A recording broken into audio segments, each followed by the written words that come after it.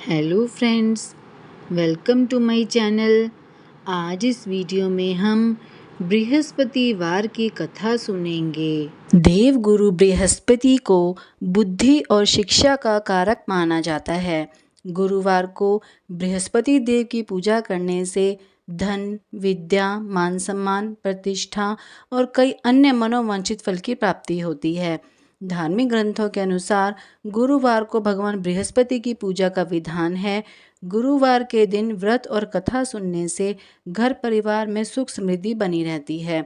गुरुवार के दिन पीले पुष्पों का प्रयोग करना चाहिए। भोजन भी चने की दाल का होना चाहिए और नमक नहीं खाना चाहिए।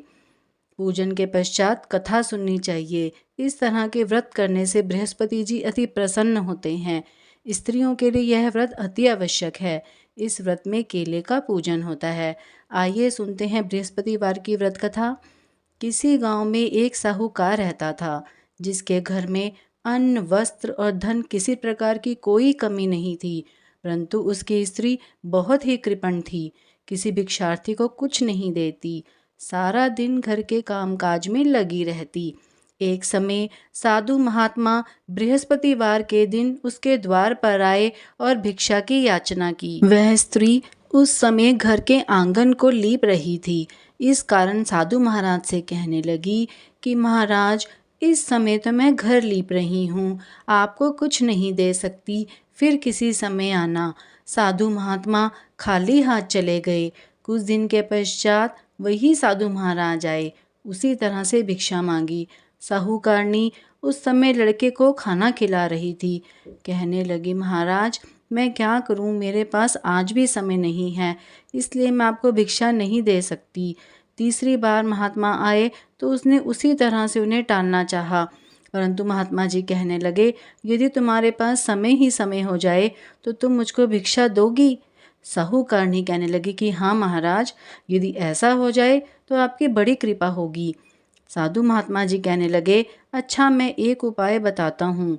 तुम बृहस्पतिवार के दिन चढ़ने पर उठो और सारे घर में झाड़ू लगाकर कूड़ा एक कोने में जमा करके रख दो।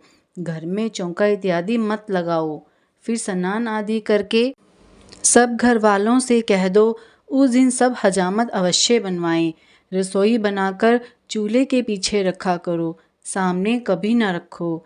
सायंकाल को अंधेरा होने के बाद दीपक जलाया करो तथा बृहस्पतिवार को पीले वस्त्र धारण मत करो, न पीले रंग की चीज़ों का भोजन करो। यदि ऐसा करोगी तो तुमको घर का कोई काम करना ही नहीं पड़ेगा। साहूकारनी ने ऐसा ही किया। बृहस्पतिवार को दिन चढ़े उठी, झाड़ू लगाकर कूड़े को घर में जमा कर दिया। पुरुषों ने हजामत बनवाई, भोजन बनवाकर चूल्हे के पीछे रखा। वह सब बृहस्पतिवारों को ऐसा ही करती रही। अब कुछ काल बाद उसके घर में खाने को दाना ना रहा। थोड़े दिनों में महात्मा फिर आए और भिक्षा मांगी, परंतु सेठानी ने कहा, महाराज, मेरे घर में सब कुछ था, तब भी मैं आपको कुछ नहीं देती थी। अब पूरा पूरा समय है, तब भी मैं कुछ नहीं दे रही हूँ। तुम क्या चाहती हो वह कहो।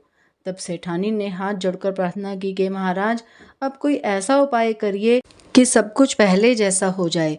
तब महात्मा जी ने कहा, बृहस्पतिवार को प्रातःकाल उठकर स्नान आदि से निवृत्त होकर घर को गाय के गोबर से लीपो तथा घर के पुरुष हजामत ना बनवाएं। भूखों को अन्न जल देती रहा करो। ठीक सायंकाल दीपक जलाओ। यदि ऐसा करोगी तो तुम्हारी सब मनोकामनाएं भगवान बृहस्पति जी की कृपा से पूर्ण होंगी। सेठानी ने ऐसा ही किया और उसके घर में धन धान्य वैसा ही हो गया जैसा कि पहले था। तो ये थी बृहस्पतिवार की व्रत कथा।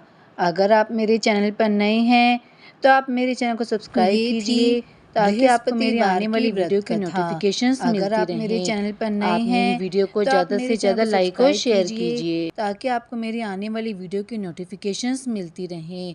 आप मेरी वीडियो को ज़्यादा से ज़्यादा लाइक और शेयर कीजिए।